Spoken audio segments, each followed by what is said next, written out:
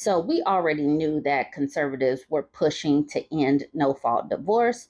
This has been in the news since last year. And I really thought when I saw this article circulating, this was the old one that I saw last year, but this is new. Conservative US lawmakers are pushing for an end to no-fault divorce. Some prominent conservative lawmakers and commentators are advocating for ending no-fault divorce, laws that exist in all 50 US states and allow a person to end a marriage without having to prove a spouse did something wrong, like commit adultery or DV. The socially conservative and often religious right wing opponents of such divorce laws are arguing that such a practice deprives people, mostly men, of due process and hurts families, and by extension, society. Republican lawmakers in Louisiana, Oklahoma, Nebraska, and Texas have discussed eliminating or increasing restrictions on no fault marriage laws. They want to make sure women and in some places girls, because there are child marriage havens in this country, they want to make sure that women and girls are stuck in these marriages. The defenders of the laws, which states started passing half a century ago, see legislation and arguments to repeal them as the latest effort to restrict women's rights, following the overturning of Roe v. Wade and the passage of strict bans around the country, and say that without such protections, the country would return to an earlier era when women were often trapped in abusive marriages. No fault divorce is critical to the ability, particularly the ability of women, to be able to exercise autonomy in their own relationships, in their lives, said Denise Lieberman, an adjunct professor at Washington University School of Law in St. Louis, who has a specialty in policies concerning gender, sexuality, and sexual violence. Before 1969, when the then California Republican governor, Ronald Reagan, who had been divorced, approved the country's first no-fault divorce law, women who are more likely to experience violence from an intimate partner were often forced to stay in marriages. If they could not prove that their husband had been abusive or persuade him to grant a divorce, they would not be able to take any assets from the marriage or remarry, according to a study of the Quarterly Journal of Economics. States around America gradually followed suit and passed similar laws allowing unilateral divorce until 2010, when New York became the last state to approve the practice. Between 1976 and 85, states that passed the laws saw their DV rates against men and women fall by about 30%. The number of women deleted by an intimate partner declined by 10%, and female self-deletion rates declined by 8 to 16%. Without such laws, it's hard to prove anything in court relating to a family because you don't have any witnesses, said Kimberly Well, professor at the University of Baltimore School of Law. It's very difficult to get evidence to show abuse of children. How do you do it? Do you put the kids up on the stand? Conservative commentators such as Matt Walsh and Stephen Crowder have argued that the laws are unfair to men and hurt society because they lead to more divorces. And Republican Senator J.D. Vance of Ohio has also criticized the impact of divorce on U.S. society. The divorce rate in the United States increased significantly from 1960, when it was 9.2 per 1,000 married women, to 22.6 in 1980. But by 2022, the rate had fallen to 14.5. Basically, a bunch of women were just waiting for the laws to allow them to leave these marriages. And that's what happened in mass. And now women really don't have to get married because we are no longer second-class citizens. We have the rights to go to work and go to school, and so we can provide for ourselves. Y'all got to hear what J.D. Vance says. He says, on the increase in divorces, Vance said in 2021, one of the great tricks that I think the sexual revolution pulled on the American populace is the idea that these marriages were fundamentally, they were maybe even violent, but certainly they were unhappy. And so getting rid of them and making it easier for people to shift spouses like they change underwear, that's going to make people happier in the long term. So he is comparing sexual revolution to these people that just they're just unhappy because there might have been some violence. So he's just comparing that to the sexual revolution. Obviously, that makes complete sense. If you are a Christo-fascist and a GOPer, that obviously makes sense. But if you're a normal human that thinks, it doesn't make any sense. Beverly Willett, a writer and attorney, argues that the unilateral no-fault divorce is also unconstitutional because it violates a person's 14th Amendment right to due process. The defendant has absolutely no recourse to say, wait a minute, I don't want to be divorced, and I don't think that there are grounds for divorce. So just make people stay in a divorce? Is that not like grounds for something? I would like to be heard. I would like to call witnesses to make this woman stay in this marriage. Oh, Willie got divorced and she didn't want it. She said she experienced a divorce she didn't want because she thought the marriage could be saved. I believed in my vows and didn't want to give up.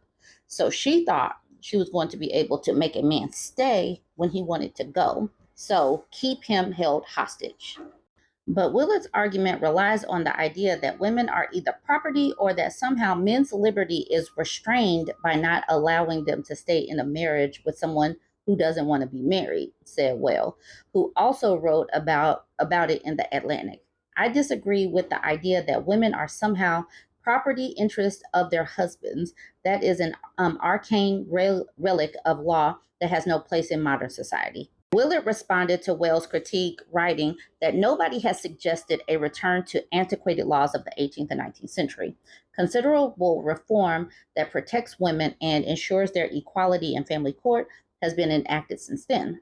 On the argument that no-fault divorce reduces DV, Willard points to data that most DV occurs between unmarried couples and says regardless, with any contact, any lawsuit, you still have to follow the Constitution. But without such laws, victims of DV would then have to navigate a court system that can be time consuming, very adversarial, and very costly because the plaintiff often must then pay for childcare and transportation, said Miriam Durrani, vice president of the policy for the National DV Hotline. Any additional barrier that we add to the ease of legal proceeding is, frankly, a nightmare and an enormous burden for survivors. I'm not trying to be an alarmist, but it can increase death if a survivor of DV has to prove that they are being abused in a divorce proceeding. Still, Lieberman does not think Republicans will succeed in their efforts to make it more difficult for people to get divorced. I do believe that train has left the station. I mean, we've had no-fault divorce now for 50 years, but I didn't think the Supreme Court would overturn Roe v. Wade, which we have for 50 years, so I suppose we will see. And the thing is, that's important to know and understand, that Project 2025 is the brainchild of these Christo-fascists. They are strategically sculpting away or hammering away at women's rights. They do not want women to have bodily autonomy. They rail against no-fault divorce. They need to keep women restricted. They are trying to make child marriage legal. They are trying to overturn child labor laws. Weaken child labor laws so that teenagers can work. There are reasons for all of this. They are doing these book bans because they want to control the education. I mean, they want to control the books that kids read while implementing like laws that you have to do certain religious things in school. All of this is part of their plan. They want a theocracy. So even if they are not successful at this, understand that this is what they want: women to be controlled. Jump in the comments. Let me know what you think about this one. Don't forget to like, comment, and share.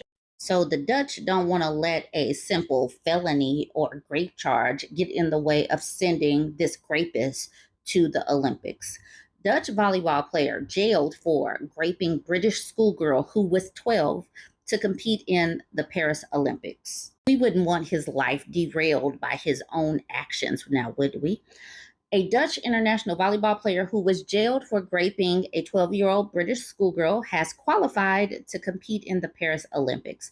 And yes, I reread that because we need to know and understand what the Dutch are permitting. Steven van de Velde, who was 19 at the time of the assault, admitted 3 counts of rape against a child he met after traveling from Amsterdam in August 2014. The girl, whom he met and spoke on social media, was raped at an address in Milton Keynes. Vandervelde advised her to get the morning after pill as they had not used contraceptive. He said as they had not used because obviously she had a choice in all of this or something. That's the way that is worded. That is very euphemistically worded right there. It was her visit to a family planning clinic that alerted the authorities who stepped in because of the girl's young age. Vandevelde returned to the Netherlands but was extradited and arrested in 2016.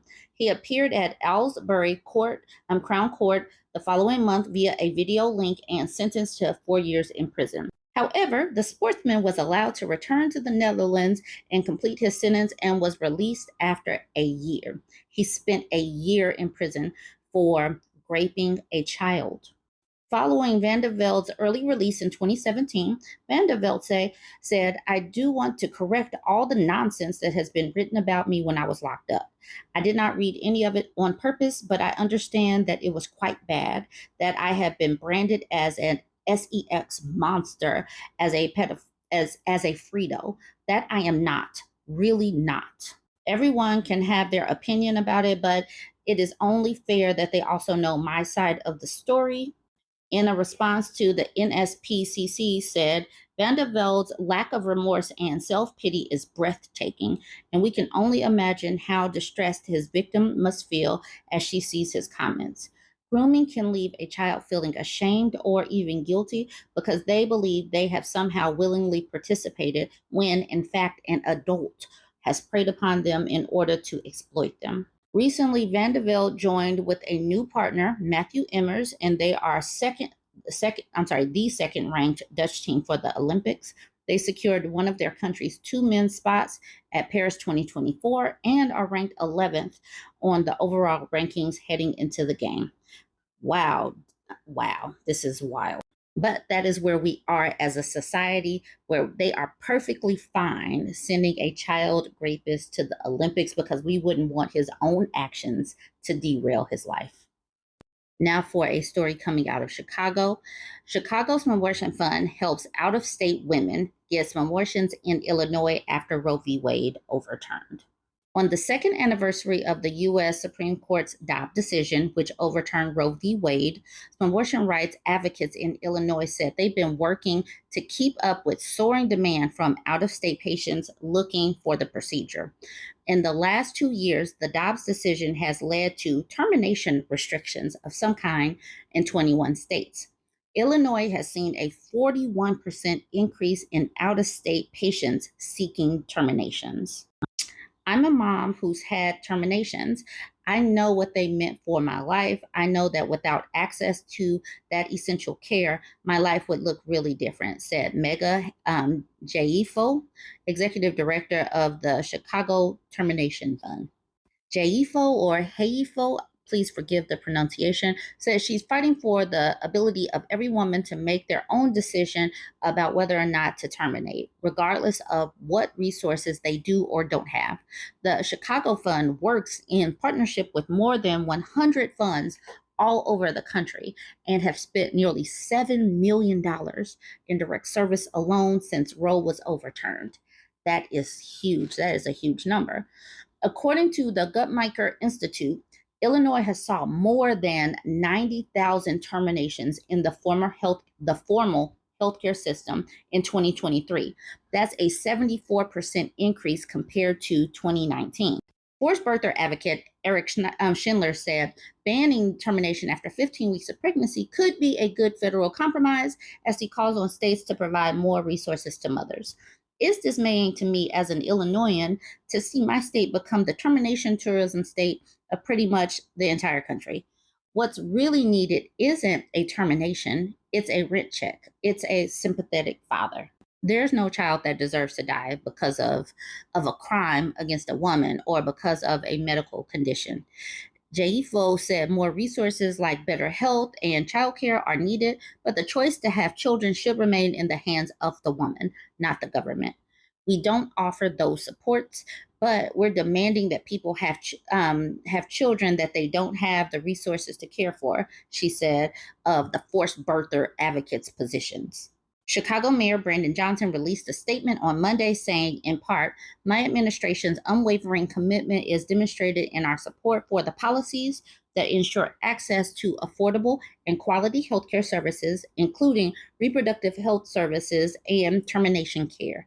We must also continue to advocate for policies that protect reproductive rights, support comprehensive sex education, and ensure affordable, accessible healthcare for all. Together, we can resist attempts to roll back the progress we have made, ensuring Chicago remains a sanctuary for reproductive justice and care. The Dobbs anniversary comes more than a week after the Supreme Court rejected a challenge to mifepristone, keeping the Smbortion pill available for women to use under the current FDA guidelines. Like I said, these Christo fascists have a whole game plan, but the thing is, these certain states are fighting back. They are fighting back with all of these resources. And I was just talking about New Mexico yesterday, and now we're talking about another sanctuary city, which is Chicago right now. All of these states are pooling money, are raising money for women. These GOPers, these forced birthers, should see that they are not going to make women have babies that they do not want to have. They are not going to make women carry these pregnancies to term. It's just not going to happen. They might as well come up with something a little bit more productive, but then, I mean, that would mean that they have to come up with some other game plans or party platforms. And we know that they won't do that because they are incapable. Anyways, join the conversation. Let me know what you think. Don't forget to like, comment, and share.